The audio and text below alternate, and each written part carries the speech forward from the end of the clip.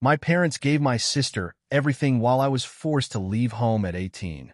I walked away with one suitcase and never asked them for a dime. 5 years later, Mom called crying. Please come home. Your sister needs you. Then I discovered what really happened and finally understood why they needed me. But before I begin, please like and subscribe to the channel. And we'd love to hear which part of the world are you joining us from. Let us know. Now, let's dive into today's story. Nora Whitaker was 23 when she finally stopped trying to earn her parents' approval. It did not happen in one dramatic moment. There was no shouting match, no slammed door, no speech she had rehearsed in the car. It happened slowly, the way a wall cracks. One small line at a time, until the whole thing gives. She grew up in a modest neighborhood outside Dayton, Ohio. The kind of street where the houses looked almost the same, and every driveway had an oil stain shaped a little differently. In summer, the air smelled like cut grass and hot asphalt. In winter, the wind came straight across the empty lots behind the school and found every gap in a coat. Her father, Graham, worked for the county road department. He came home with gray dust in the creases of his hands and salt on his boots. Her mother, Evelyn, worked part-time at a pharmacy on the corner of Hallam Street, counting pills into little orange bottles and asking people about their grandchildren. They were not rich. Nora never expected them to be. They had a rule, and they said it often enough that it became a kind of family prayer. We don't have enough money to give you everything. You both have to work for what you want. Nora believed that rule. She believed it the way children believe the rules adults hand them, without checking whether the adults follow it themselves. Then she started noticing something. The rule applied mostly to her. When Nora finished high school, she wanted a used car. Nothing special. A 10-year-old sedan with a dent in the rear panel and a radio that only worked on one setting. She showed her father the listing at the kitchen table, and he barely looked up from his coffee. Start saving, he said. You'll appreciate it more if you buy it yourself. She did save. She worked nights at a grocery store, stacking cans until her fingers went numb, and she bought that car 11 months later with cash in an envelope. 2 years after that, her younger sister Lillian turned 19. Lillian said she was scared to drive an old car. She said she had read about brake failures. She cried a little at dinner, quiet tears that she wiped away fast, as if she were ashamed of them. Their parents helped her by something newer. Nora found out from a photograph, not a conversation. When Nora wanted help paying for community college, she prepared for the conversation like a job interview. She wrote down the tuition. She wrote down what she could pay herself. She wrote down the gap. She left a small margin because she did not want to seem greedy. Her mother looked at the paper for maybe 4 seconds. We can't afford it, honey. You know that. Nora nodded. She folded the paper twice and put it in her back pocket, and she paid for the classes one course at a time. A year later, her parents helped Lillian enroll in a private program that cost more than Nora's entire degree. Nora asked about it once. Only once. Her mother had answered without hesitating. The way people answer when they have already decided the question is unfair. Lillian needs more help than you do. That sentence became the ceiling of Nora's childhood. Everything she asked for hit it and came back down. So she stopped asking. At 18, she moved out with one suitcase. It was a hard-sided suitcase with a broken wheel, and it dragged on one corner all the way down the driveway. She could still hear that sound years later. A dry scrape on concrete. She did not make a scene. She did not cry in the doorway. She stood in the kitchen with her coat already on and said the truest thing she could think of. If you don't want me here, I'll leave. Her mother looked at the floor. Her father put down his fork. You're old enough to take care of yourself, he said. That was it. No argument. No offer. He went back to eating. Nora carried that sentence out the door with her, and for years it lived in her chest like a stone she could not swallow. So she took care of herself. The first apartment had a heater that clanked all night and a window that only opened 4 inches. She slept on a mattress on the floor for 7 months. She learned how to cook rice 5 different ways. She learned which bills could wait a week and which ones could not. She worked mornings at a call center and afternoons at a print shop. She took classes at night, sitting in the back row with her hair still smelling like toner. Her hands shook sometimes from too much coffee and not enough food. She kept going anyway. By 21, she had a real job at a logistics company, tracking freight, and fixing other people's mistakes. She was good at it because she noticed things other people skipped: a wrong date, a missing signature, a number that did not match the number on the page before it. By 23, she had a small townhouse on a quiet street, with a narrow kitchen and a back step where she drank her coffee in the morning. The mortgage frightened her every month. She paid it anyway.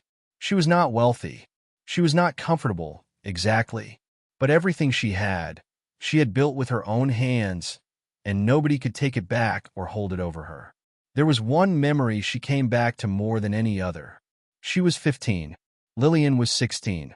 Their mother had bought 2 winter coats on sale, one navy and one dark red, and she laid them both on the bed for the girls to choose. Nora reached for the red one first. She had wanted a red coat since she was 9 years old. Lillian did not say a word. She just stood in the doorway and looked at the bed, and her eyes filled up, and one tear came down her cheek.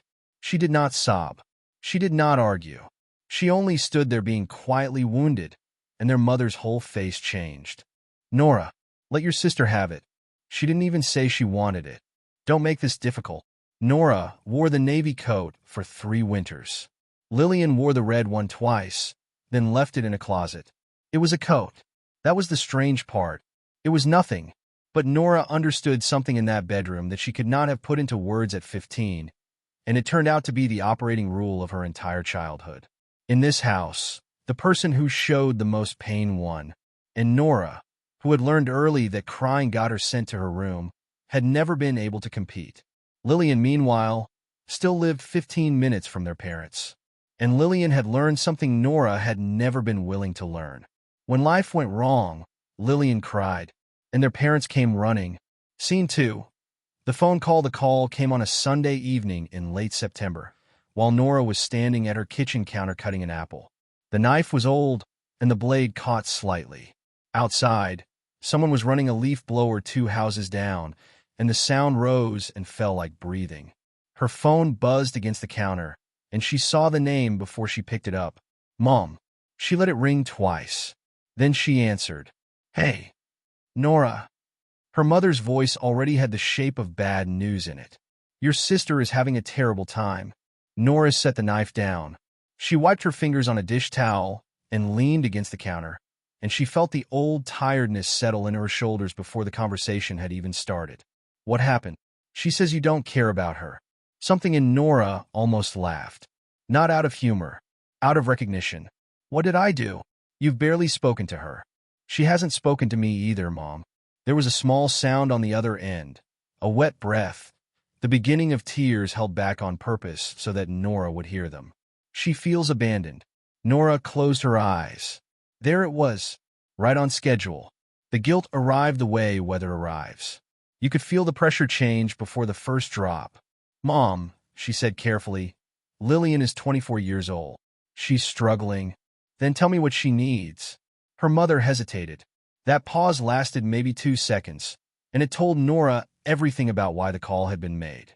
"She needs some help with her rent." Nora opened her eyes and looked at the half-cut apple on the board. The white flesh was already turning brown at the edge. "How much?" "Just for a few months." "That's not a number." "Nora, don't be like that." "No." The word came out flat and clean. It surprised even her. Her mother's voice changed instantly. The softness dropped away, and underneath it was something harder and much older. "Nora, I've helped her before." "You've never helped her." Nora stood very still. The leaf blower stopped outside. In the sudden quiet, she could hear the refrigerator humming, and her own pulse in her ears, and her mother breathing on the other end of the line. "Say that again," Nora said. "You heard me. You've never lifted a finger for that girl." Nora walked to the small desk in the corner of her living room. She did not raise her voice. She had learned a long time ago that raising your voice only gives the other person something to talk about later. "Mom, last year Lillian told you I refused to help her. She told you I said no because I hated her." "What?" "I transferred money to her. $1,400. In March." The silence on the line went completely flat. Nora waited. She had spent her whole life waiting in silences like that one, hoping someone would finally fill it with something fair. "I have the bank receipt," she said. "I have the message where she asked." Another silence. Longer. Then her mother said, very quietly, in a voice Nora had never heard her use before, "She said you never gave her anything." Something inside Nora went cold. Not angry. Cold. Like stepping out of a warm house into a January morning and understanding, in one breath, exactly how far you are from shelter. For 9 years, she had assumed her parents simply loved Lillian more. That was painful, but it was simple. It was the kind of thing you could learn to live beside. This was different. This meant the story of her life inside that family had been written by someone else. "That's exactly the problem," Nora said. "Nora, I have to go." "Wait. She's coming over Saturday. Come to the house." Nora looked at the window. Her own reflection stood in it, thin and steady, the kitchen light behind her. "Fine," she said. "I'll come." She hung up. She stood there for a while without moving. Then she went back to the counter, threw the browning apple into the trash, and cut a fresh one. Her parents' house smelled the same as it always had. Coffee, dish soap, and the faint sweetness of the cinnamon candle her mother had been burning for a decade. Nora knocked twice out of habit, then let herself in. The storm door snapped shut behind her with the same tight bang she had heard 10,000 times as a child. Lillian was already there. She sat at the kitchen table with her elbows on the wood and a crumpled tissue in her fist, crying. Their mother stood behind her with an arm across her shoulders, rubbing slow circles the way you comfort someone who is sick. Their father sat at the far end with his forearms flat on the table, jaw tight, staring at nothing. Nora took in the whole picture in 1 second, and she understood exactly what she had walked into. The trial had already happened. The verdict was already in. She was only here for the sentencing. "Hi," she said. Nobody answered.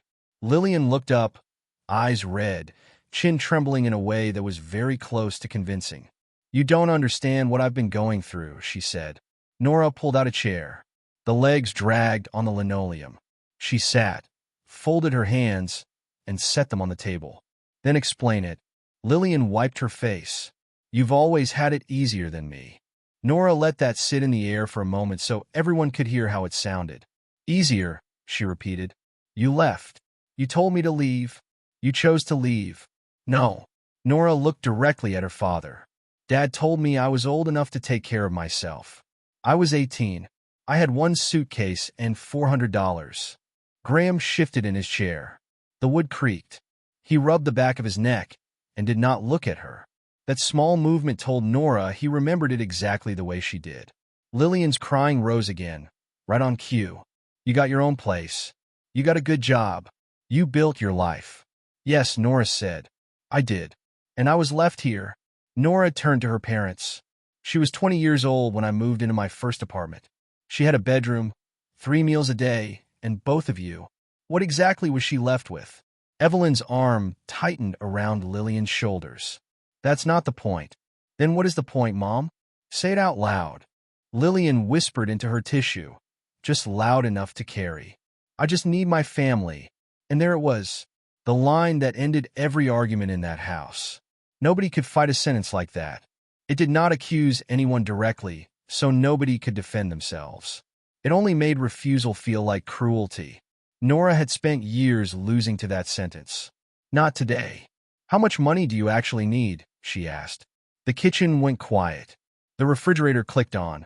Outside, a car passed with the radio up. Lillian hesitated. Her fingers curled tighter around the tissue. "About $6,000. Nora did not blink. $6,000. For rent, bills, and some personal problems. What personal problems? Lillian's face crumpled instantly, and the crying got louder, wetter, harder to talk over. Their mother snapped. "Don't interrogate her." Nora leaned back in the chair and folded her arms. She let the noise happen. She had learned in 9 years of freight disputes that people who cannot answer a simple question will always make noise instead. "Fine," she said when it quieted. Then she looked straight at her sister. "But I'm not giving you $6,000. Lillian's face changed. It lasted less than a second. The tears did not fade. They stopped. The mouth flattened. The eyes went sharp and dry and calculating, the way a person looks when a plan fails and they are already building the next one. Then the crying came back, louder than before. But Nora had seen it. And once you have seen something like that, you cannot unsee it for the rest of your life. 2 days later, Nora was eating lunch at her desk when her phone lit up with a message from her father. "You should be ashamed of yourself." She read it 3 times. 8 words. No greeting. No explanation. Just a verdict delivered by text message from a man who had once told her that people who argue over the phone are cowards. She put down her fork. The break room smelled like burnt coffee and someone's microwaved fish. Through the window, she could see the loading yard, trucks backing into bays, a forklift beeping as it reversed. She walked outside into the cold and called him. He answered on the 4th ring. "What did I do?" she asked. "You humiliated your sister." "How?" "She told us what you said." Nora watched her own breath go out in a cloud. "What did I say?" "That she's lazy. That she's a burden on this family. That she should have figured her life out by now instead of begging." Nora stood very still in the cold. "I never said any of that." "She said you did." "Dad, I was in that kitchen for about 40 minutes. You were sitting 6 feet away from me. Did you hear me say those words?" There was a pause. A real one. Then he said, "She was crying so hard afterward she couldn't breathe." And Nora finally understood the shape of the thing she was fighting. It did not matter that he had been in the room. Lillian had gone home, sat on their parents' couch, and retold the conversation. And in her version, the questions had become accusations. The silence had become contempt. The refusal had become a speech. She had removed every part where Nora asked calmly. She had kept only the parts that could be sharpened, and their father believed the retelling over his own memory. That was the part that shook Nora, not the lie. The fact that the lie was more comfortable than what he had actually witnessed. "I have messages from that week," she said. "I have what she asked me for. I have what I answered. I don't want to see them." "Why not?" "Because she's your sister." Nora laughed. It was one short breath, without any warmth in it. "That's exactly why you believe her," she said. "What is that supposed to mean?" "It means you have already decided which daughter is allowed to be wrong." "Don't talk to me like that. I asked you to look at 3 screenshots, Dad. 3. It would take you 90 seconds. I'm not doing this." "You're not doing it because you know what you'd find." The line went dead. Nora lowered the phone and stood in the parking lot with the wind cutting through her sleeves. A truck horn sounded somewhere behind the building. Her ears were burning. She thought about the winter she was 19, when her car had died in a gas station lot 40 minutes from home, and she had called her father, and he had told her he was busy and she should figure it out. She had waited 3 hours for a tow she could not afford, sitting inside the gas station because it was warm, drinking free coffee out of a paper cup while the cashier gave her looks. She had never held that against him. She had told herself he was tired. He worked hard. That was just how he was. She stopped telling herself that in the parking lot that afternoon. She went back inside, finished her shift, and did not cry. That night, at her kitchen table, she opened her laptop and started a folder. She named it with the date. Nothing dramatic. She did not think of it as evidence yet. She only knew one thing, and she knew it with total clarity. In this family, memory was not enough. From now on, she would keep records. The situation got worse on a Thursday. Nora was folding laundry when her phone buzzed, then buzzed again, then kept buzzing in a run. A short burst that meant only one thing. Lillian had created a family group chat. 22 people. Both parents. 2 aunts. An uncle. 3 cousins. Their grandmother, who was 81, and read every message twice. Family friends who had known both girls since they were in car seats. And a message from Lillian that ran 9 paragraphs long. Nora sat on the edge of her bed and read all of it. It was good. That was the worst part. It was genuinely well written. Lillian wrote about feeling abandoned. She wrote about how hard the last 2 years had been, about lying awake at night, about being too proud to ask for help until she had no choice. She wrote that her own sister had looked down on her for as long as she could remember. She wrote that she had gone to Nora at the lowest point of her life and been turned away without a second of hesitation. She never used the word liar. She never used the word cruel. She was smarter than that. She ended with this: "I don't want anyone fighting. I just wanted my sister to care about me. The replies started within 90 seconds. Their aunt wrote that family is all we have. A cousin wrote a row of hearts. Their grandmother wrote a long message about how her own sisters had stood by her through everything and how it broke her heart to see this. Someone wrote that they hoped Nora would find it in herself to do the right thing. Nobody asked a single question. Not one person wrote what actually happened. Nora sat with the phone in her hands and felt the strangest calm settle over her. Her heart was beating fast, but her mind had gone very quiet and very organized, the way it did at work when a shipment went missing and everyone else started shouting.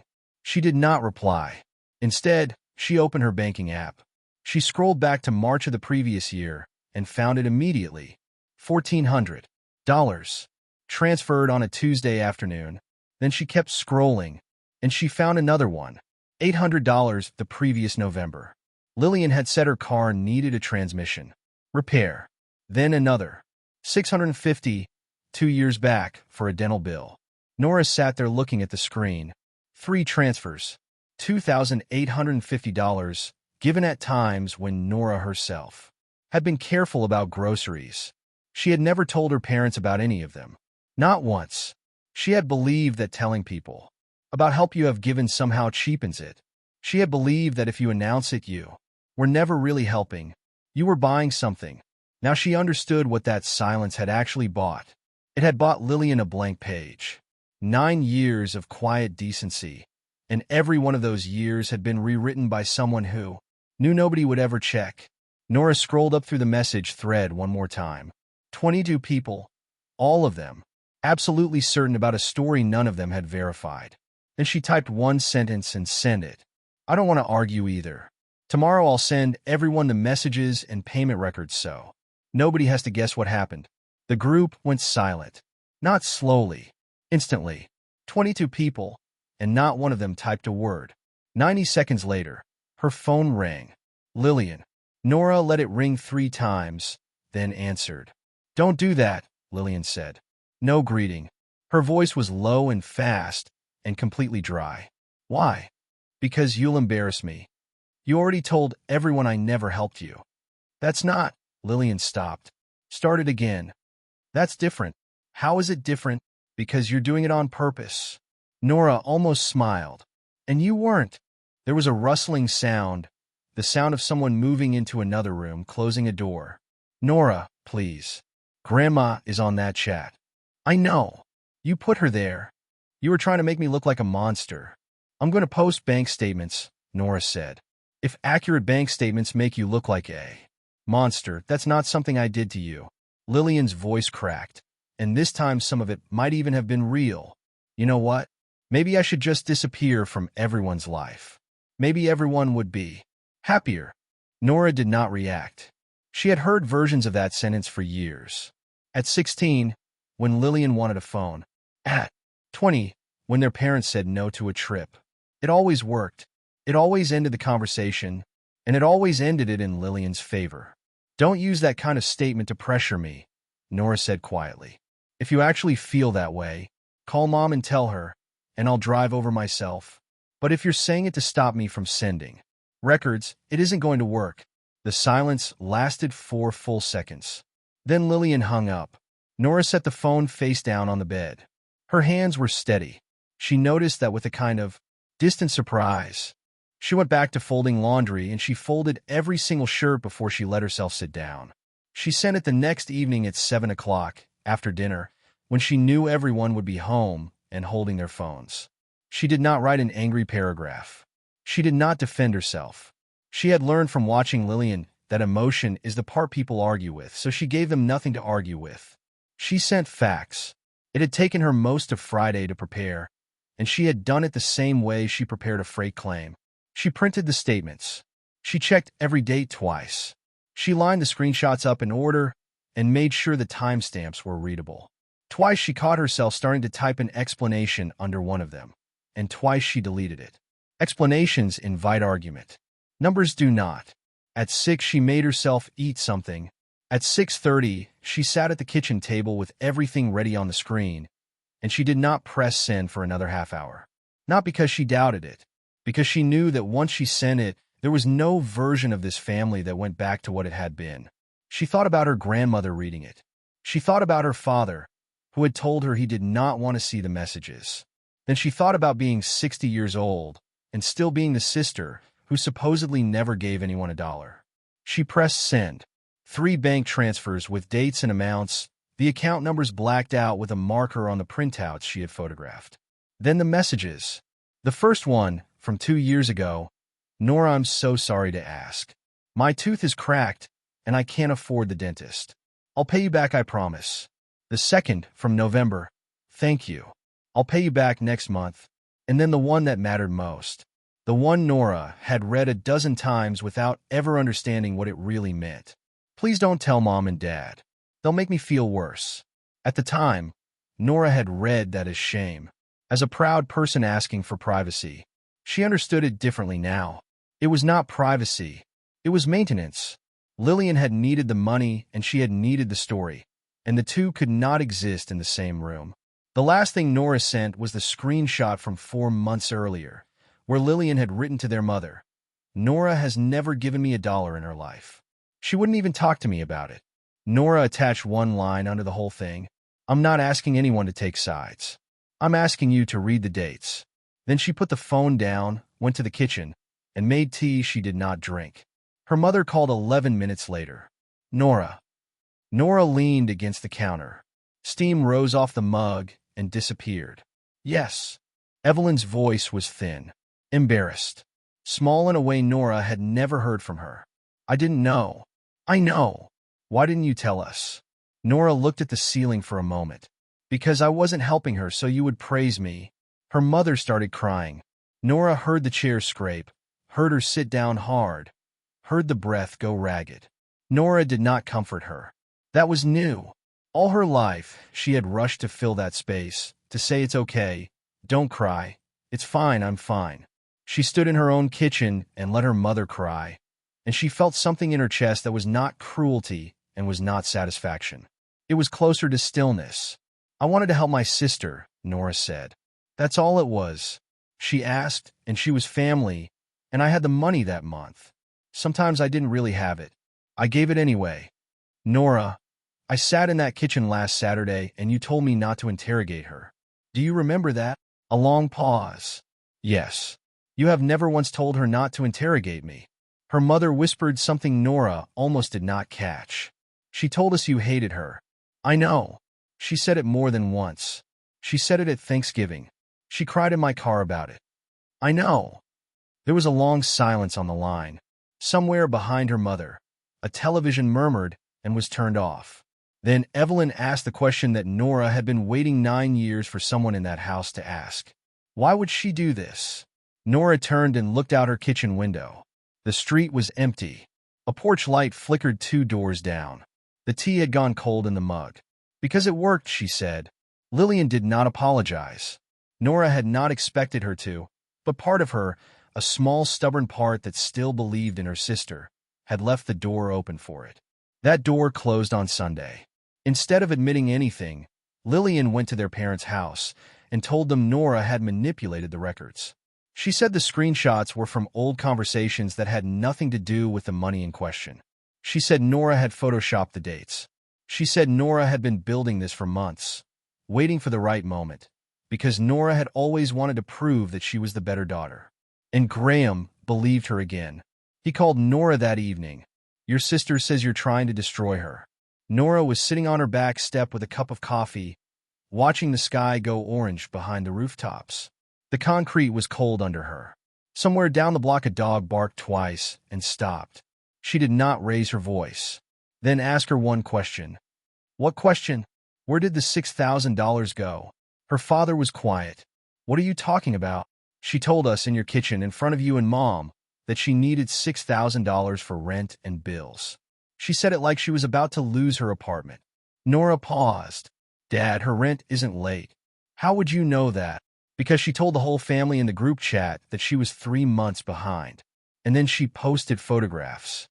Nora had not gone looking. That was the part that still amazed her. She had opened her phone on Wednesday night, and there it was at the top of the feed. Lillian, standing in an empty apartment with tall, bright windows and a wide wooden floor, holding a set of keys up beside her face. New building.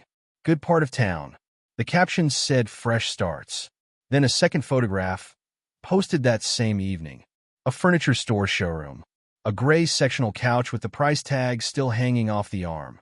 Lillian sitting on it, laughing, one hand raised toward the camera. Then a third from the week before. A screenshot of a booking confirmation, posted in a group of friends' photos. 7 nights. A resort. 2 names on the reservation. Nora had looked at those pictures for a long time. Nothing about them was illegal. Nothing about them was even complicated. There was no investigator, no lawyer, no secret. Her sister had simply posted her own life on the internet while telling her family a completely different story about it. Lillian was not behind on rent. Her utilities were current. She had gone to a new apartment with a higher deposit, a new couch she could not afford, and a vacation she had already paid for. The $6,000 had never been about keeping a roof over her head. It was about not having to give anything up. Dad, Nora said. She wasn't about to be homeless. She was about to be uncomfortable. There's a difference, and she used the first one to describe the second one, because the first one gets money out of people. You're saying your sister lied to my face. I'm saying go look at her page yourself. It's public. It has been public the whole time. Nora set her coffee down on the step. I'm not asking you to believe me. I stopped asking you to believe me on Tuesday. I'm asking you to look at a photograph. There was a long, difficult silence. When her father spoke again, his voice had changed. Some of the anger had drained out of it, and what was left underneath sounded old and tired. She sat at my table and cried. Yes, Nora said. She did. She said she was scared she'd lose everything. She was scared she'd lose the couch. He made a small sound, not a laugh, not quite a word. Then he hung up without saying goodbye. But Nora knew, from the way he had gone quiet, that he was going to look. He called Lillian that same night and asked her to come over the next evening. And this time he did not ask her how she was feeling first. Nora almost did not go. Her mother called Monday afternoon and asked her to be there, and Nora stood in the break room with the phone against her ear and thought about saying no. She had already proven what she needed to prove. She did not owe anyone a performance. But she went, not to watch her sister fall apart. She went because she had spent 9 years being described by other people in rooms she was not in, and she had decided that was over. The kitchen looked the same as always. The same table with the water ring near the corner. The same overhead light that buzzed faintly. Their mother had made coffee nobody drank, and the pot sat on the warmer turning bitter. Lillian arrived 20 minutes late in a new coat. Nora noticed the coat. She said nothing about it. Their father did not stand up to greet her. He waited until she sat down, and then he put his phone on the table, screen up, showing a photograph of an empty apartment and a set of keys. Did you lie about losing your apartment? He asked.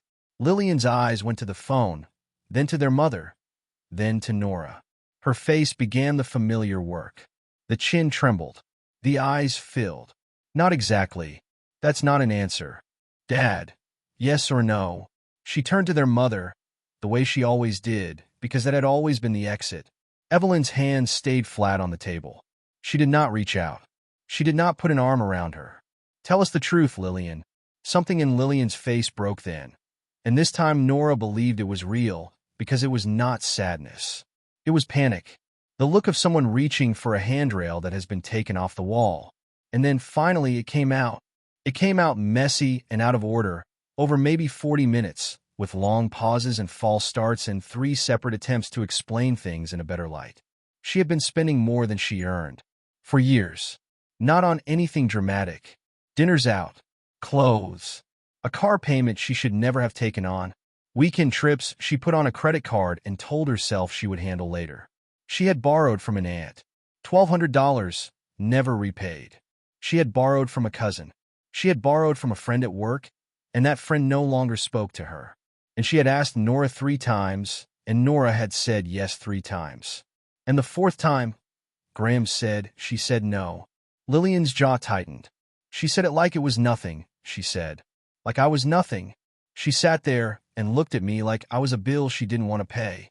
So you came here, their mother said slowly, and you told us she had never given you anything. I was upset. You said it in November, and in February, and at Thanksgiving.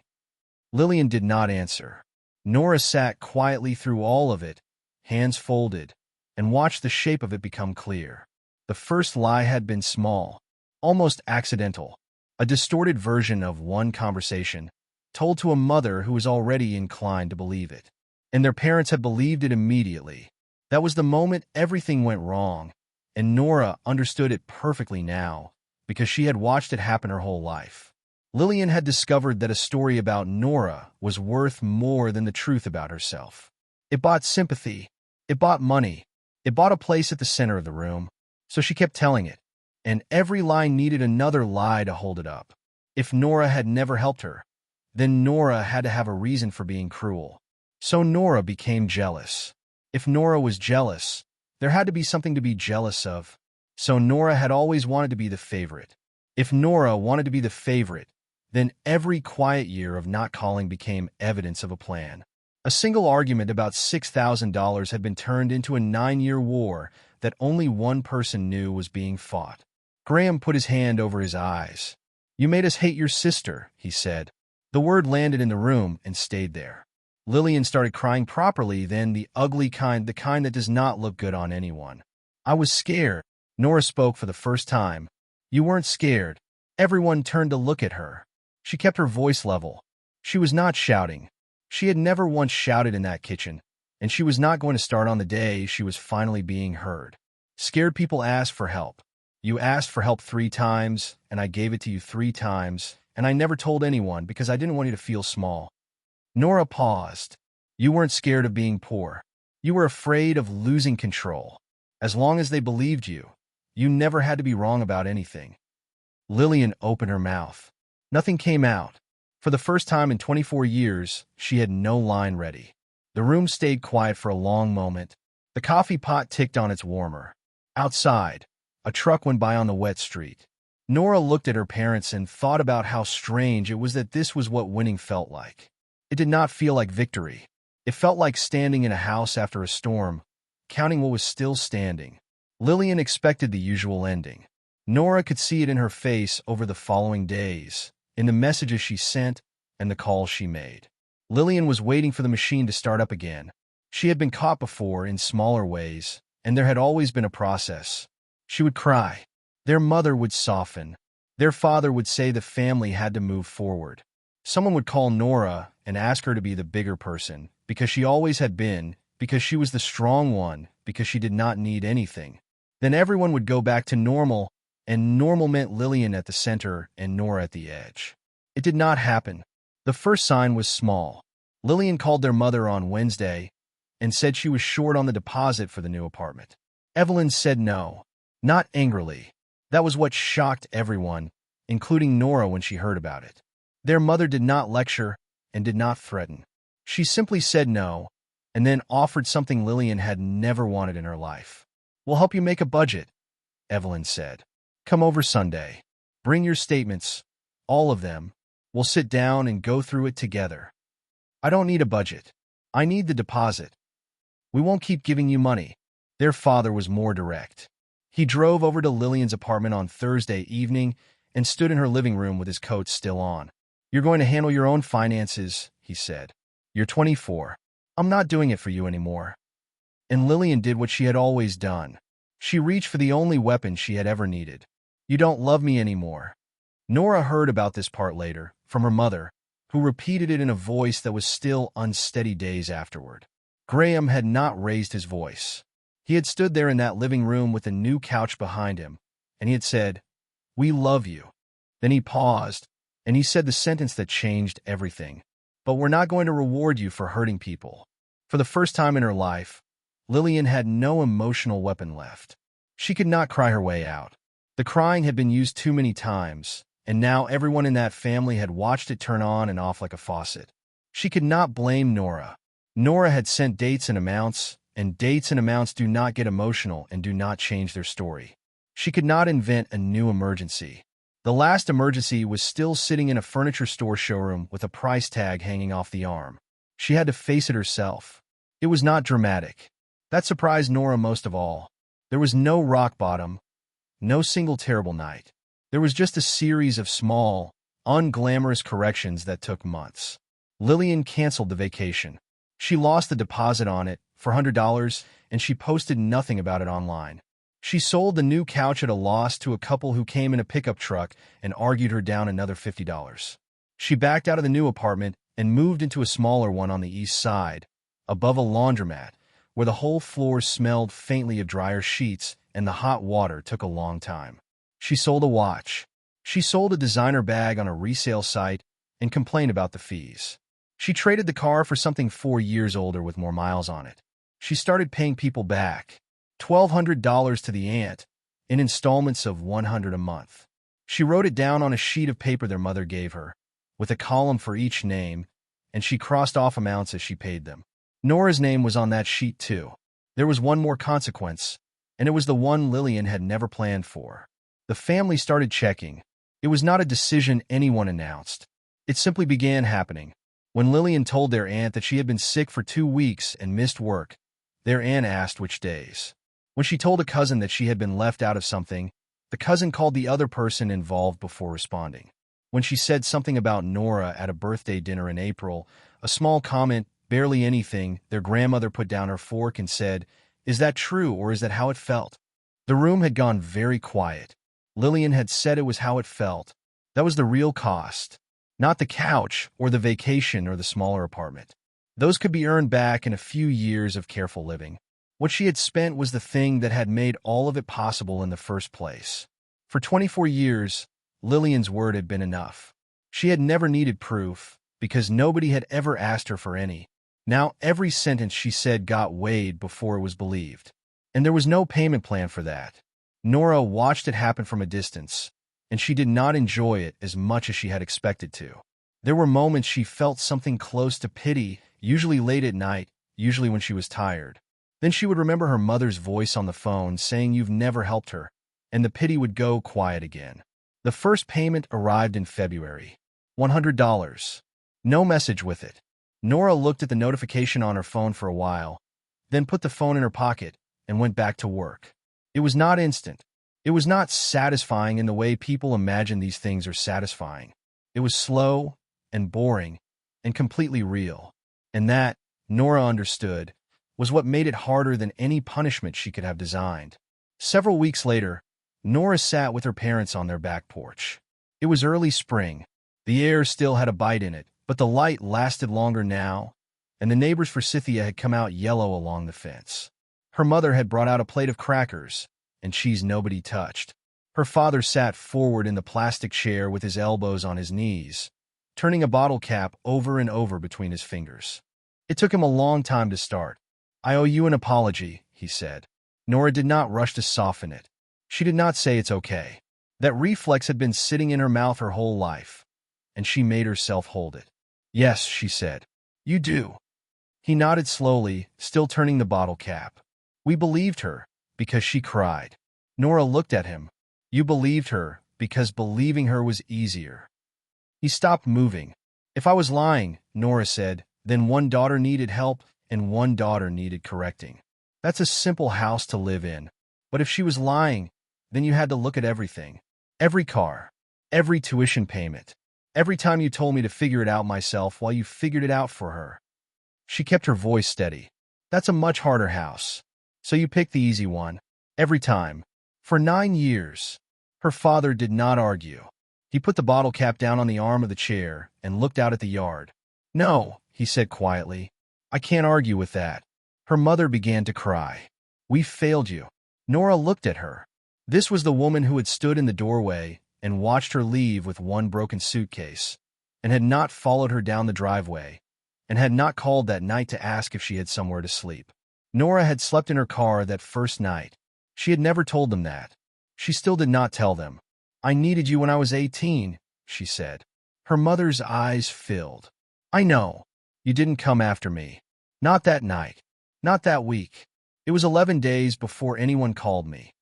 I know. I needed you when I was 20 and I got laid off, and I ate 1 meal a day for 2 months. Lillian got a private program that year. I know." Evelyn's hands were shaking around her mug. "And now," Nora said, Now that Lillian has finally been forced to stand on her own, suddenly there's room at this table for me. Her mother flinched at that. That isn't why. Maybe not, but that's the order it happened in. The silence went on. A car door slammed somewhere down the street. Her father exhaled through his nose.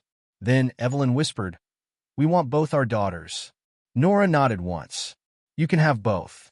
But you need to understand something first." "What?" "I'm not going back to being the daughter who stays quiet so everyone else can be comfortable." She said it plainly, without heat. "If Lillian says something about me, you call me and you ask. If someone in this family repeats a story about me, you check it. And if you ever again tell me that I don't need help because I'm the strong one, I will get in my car and I will not come back for a very long time. I'm not saying that to hurt you. I'm telling you the terms." Her father looked at her for a long moment. Something in his expression was almost like respect, which was strange and uncomfortable to receive at 23 from a man who had never given it before. "That's fair," he said. Nora stood up and gathered the untouched plate to take inside, because her hands wanted something to do. At the door she paused. "I'm not angry anymore," she said. "That's not the same as fine. I want you to know the difference." Then she went in and put the plate in the sink and washed it, and the water ran hot over her hands, and she stood there a while longer than the plate required. 6 months later, on an afternoon in October, Nora was sitting in her car outside a client's warehouse eating a sandwich when the message came in. Lillian had changed. Not completely. Nora was careful about that word. Their mother still reported the bad days. The calls where Lillian said it wasn't fair, the time she asked for something and had to be told no twice before she heard it. But the difference was that nobody came running. When her hours got cut in July, she picked up weekend shifts instead of picking up the phone. When her car needed brakes in August, she paid for it in 2 installments and drove carefully for a week.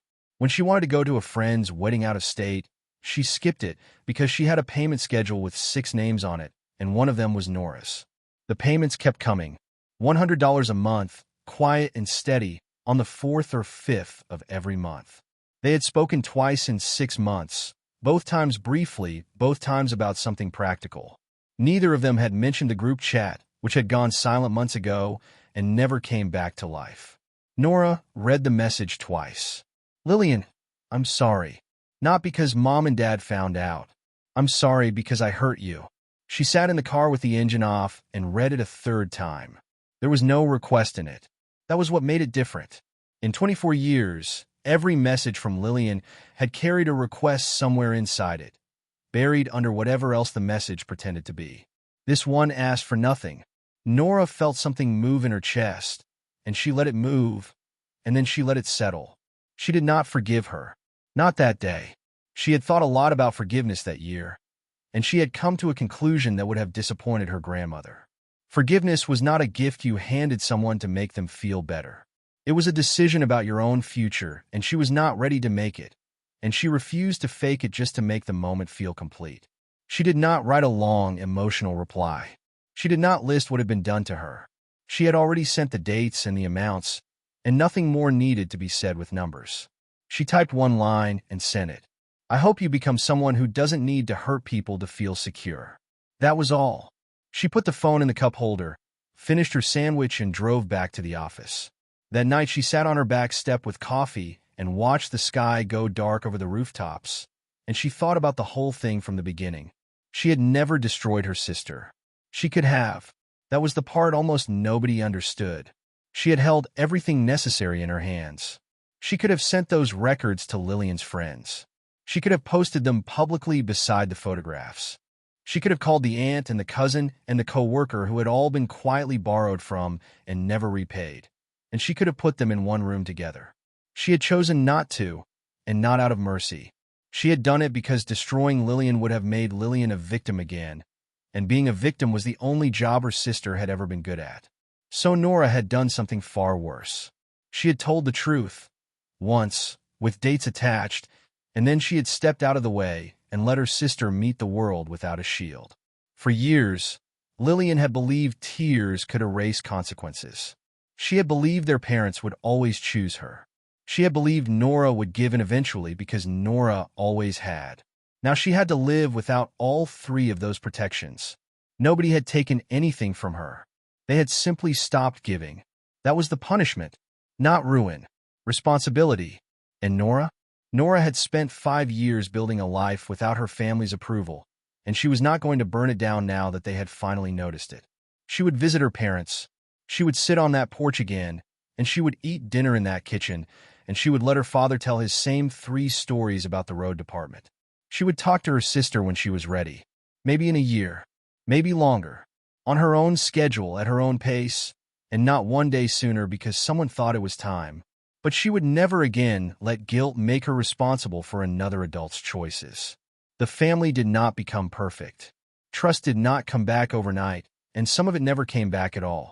There were still holidays where the conversation went careful and thin around certain subjects. But for the first time in 9 years, everyone in that house was working from the same set of facts. And the daughter they had always dismissed, the one who left with one broken suitcase and never asked for anything again, had become the only person in that family nobody could manipulate. Nora finished her coffee, rinsed the cup, and turned off the porch light. She slept well that night,